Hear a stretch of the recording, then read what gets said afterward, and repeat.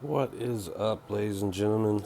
Today we're going to be doing an update on all components, and we're going to go through a little bit of all the stuff that I've used and gone through over the years and what I'm using now. Some of you may be setting up some Bubbleponics setups. You might need help to guide you in just a general direction. So let's go over the air stones. We'll start here. We have 5.5 inch here, which I've found that although I like these, they really deteriorate pretty fast. I don't know why it is, but I think it might have to do with the material they're using for the diffuser part. So I kind of stepped away from these. I really like the design, but I wish they'd use a little bit better product for here. Was using these for a while. These are just a cylinder, and really heavy. Feels like a pound, but they do work well, and they're pretty cheap, so they're easy to replace and just replace and keep going with those. I think I originally started with some discs. I don't have any discs here, but when I did first start, I started with some discs, I think. Ultimately, what I'm ending up with is this 8-inch Pawfly bubble diffuser. So this is the new one that I like, and I run with 2 of these in each tote. Since they're so huge, 2 of them does the job, and they work really well. So these ones really put out a lot of small bubbles, and I'm able to run up to 4 of these per one of my pumps. So usually I have 4 of these running off of one pump, and it seems to do fine. Before, I think I used to use like 4 of these, and I used to use about 4 of these per tote, but now I kind of knocked it down to just 2 of these, which simplifies it, and there's adequate air, plenty of air for the system. Alright, let's go over some pumps. So in the very beginning, I had bought a setup, and it come with a nice side submersible pump, so it picks up everything from the side. The water level needs to be at least an inch and a half for this thing to start working. So if your water levels do get low, then it stops working.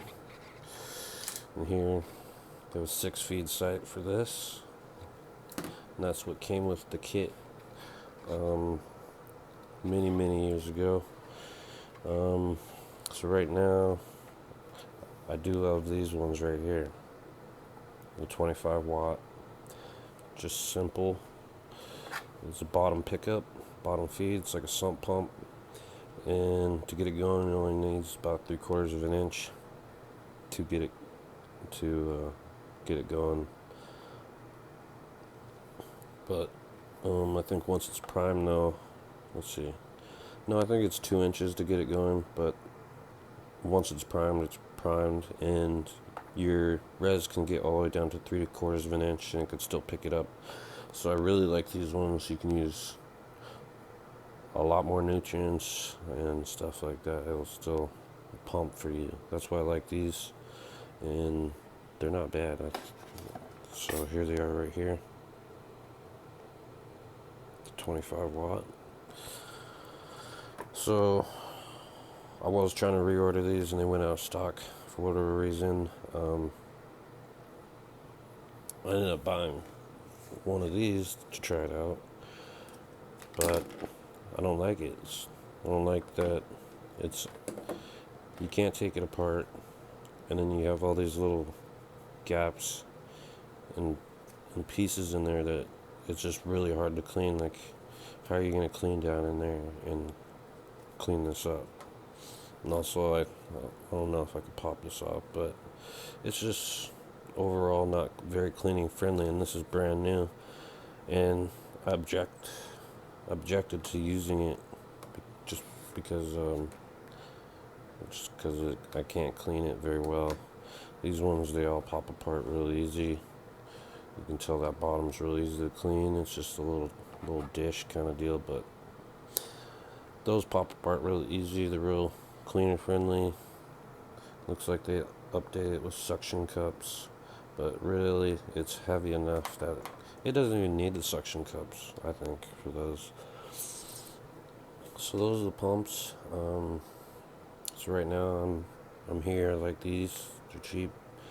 They work well. They work for a long time, and they're very easy to clean. So I like to clean my shit once a week. So being clean and keeping my components clean is like number one for me once a week, or else the water starts to get a little stagnant, and bad things can start happening in the water. Okay, so we're gonna go over into some net pots. In the beginning, the little kit came with these little small net pots. They're very small. I think it's a 1.5 by 1.5 cube right there. So that's what came in the beginning. So over the years, my mind started to change, and basically we started upgrading. So I started researching a lot more. Went up to this size. I did not use it for very long. I may have used these for like one grow, and then I decided that wasn't even enough there. So I switched up to these, which is a 6 by 6 by 6 inch, and it's a square. So I started editing out the use of any hydrogen grow rocks, because the cube fits in here snug. The 6 by 6 by 6 growed in rock wool fits in there nice and snug. I have nice lids that cover this so that we're not exposing any light down below. And we're just trying to get rid of the hydrogen grow rocks because they're not really needed anymore. They never were really needed. They're just used as a base. And oftentimes they get a little more slimy. Like, say, if you coat the bottom of your net pot with hydrogen grow rocks, they get a little slimy, so and you can't really get down in there and clean them. So we're just going straight rock wool. I've edited out the use of hydrogen grow rocks, and that comes from another great grower, and he does not use them either. So we kind of switched up a little bit. So we expanded. I'm using the idea of that we're giving the root zone way more room to expand, and it's kind of like a concept of growing outdoors and in soil and giving a plant, like a really huge pot versus giving it a small pot. You're allowing the root space to just get massive, and therefore if your root space is massive, your plants are going to be massive. And that is the philosophy behind that. The totes that I'm using, there's ample room for the roots to get as big as they want. If I'm using a 5-gallon bucket, it can only get so big, is what I'm saying. So in the tote, we're giving the root space, we're maximizing the root space and giving it a chance to expand and get huge and not be confined to like a small bucket. So in those terms, we're giving the roots space. It is a very good example of where my mind started to go, like later on in the game, and start to switch things up.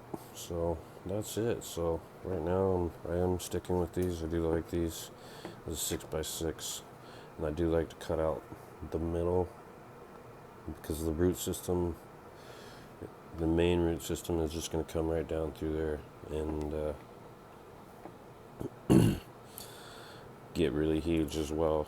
You get massive, massive root down through there. It will get huge.